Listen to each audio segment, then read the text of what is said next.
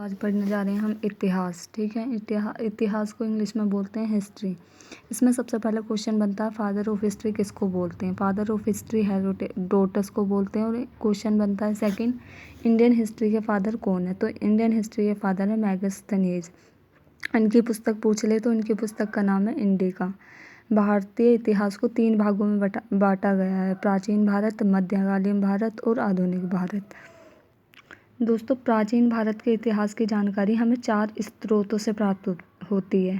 पहला धर्म ग्रंथ, सेकंड ऐतिहासिक, थर्ड विदेशियों का विवरण, फोर्थ पुरातत्व संबंधी। इसकी एक शॉर्ट ट्रिक है DEVP। डी से मतलब देव, DEVP। डी से धर्म ग्रंथ, ई से ऐतिहासिक, वी से विदेशियों का विवरण, पी से पुरातत्व संबंधी।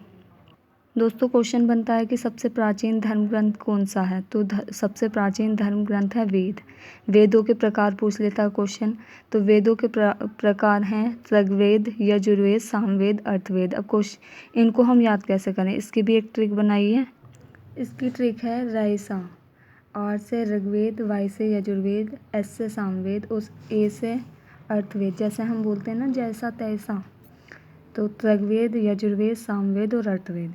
ऋग्वेद के मंडल कितने हैं। क्वेश्चन बनता है, ऋग्वेद में 10 मंडल हैं, 128 सूक्तियाँ और 1462 रचनाएँ हैं। इस वेद को पढ़ने वाले ऋषियों को होत कहते हैं। इसमें दोस्तों तीसरे मंडल में गायत्री मंत्र मिलता है। गायत्री मंत्र समर्पित है सूर्य देवता।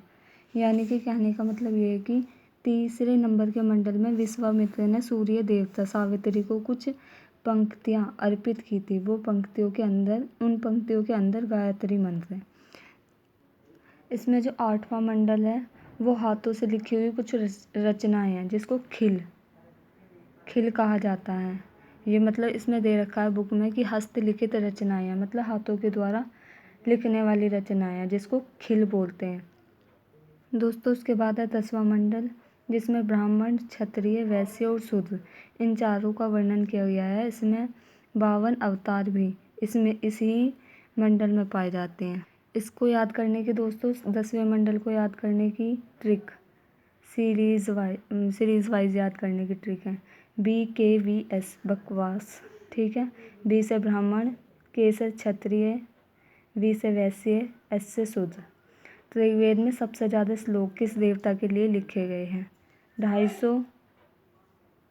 कहने का मतलब ये है कि ऋग्वेद में इंद्र के लिए 250 और अग्नि के लिए 200 रचनाएं हैं। दोस्तों, इसमें नोट करके कुछ दिया गया है कि प्राचीन इतिहास के साधन के रूप में वैदिक साहित्य में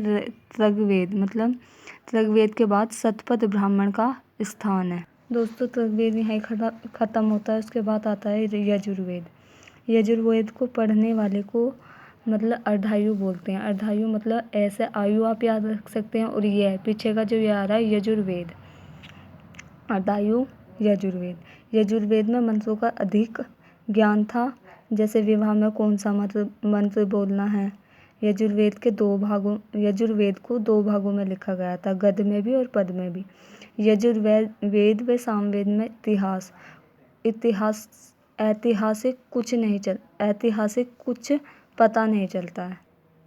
दोस्तों, सामवेद को संगीत का जनक कहा जाता है।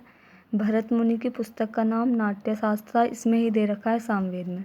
सामवेद को पढ़ने वाले को उदाहर्त कहते हैं। इसकी कोई शॉर्ट ट्रिक नहीं है दोस्तों, इसको खुद ही याद करना पड़ेगा आपको। दोस्तों, अर्थवेद। इस वेद में तंत्र मंत्र, जादू टोना, शाप, वशीकरण, आशीर्वाद, प्रेम आदि तथा अंधविश्वास इत्यादि का वर्णन है। यह कन्याओं के जन्म की निंदा मतलब बुराई करता है। ठीक है। इसमें कन्या के जन्म को बुरा माना है। दोस्तों, इसी में वेदों को भली भांति समझने के लिए 6 वेदांगों की रचना हुई है। फर्स्ट शिक्षा, ज्योतिष, कला, व्याकरण, निरुक्त तथा छंद। इसकी दोस्तों छोटी सी ट्रिक बनाई है मैंने। ज्योति ने शिक्षा ली व्याकरण की, जिसमें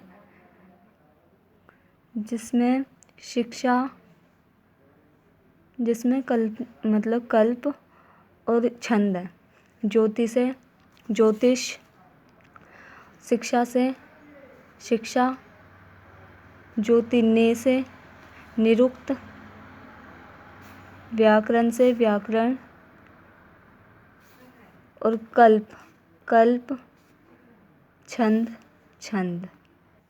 दोस्तों, भारतीय इतिहास कथाओं का सबसे अच्छा क्रमबद्ध विवरण पुराणों से मिलता है। इसके रचयिता लोमहर्ष अथवा इनके पुत्र उग्रश्रवा माने जाते हैं। इनकी संख्या 18 है, जिसमें से केवल 5 मत्स्य, वायु, विष्णु, ब्राह्मण और भागवत में ही राजाओं की वंशावली पाई जाती है।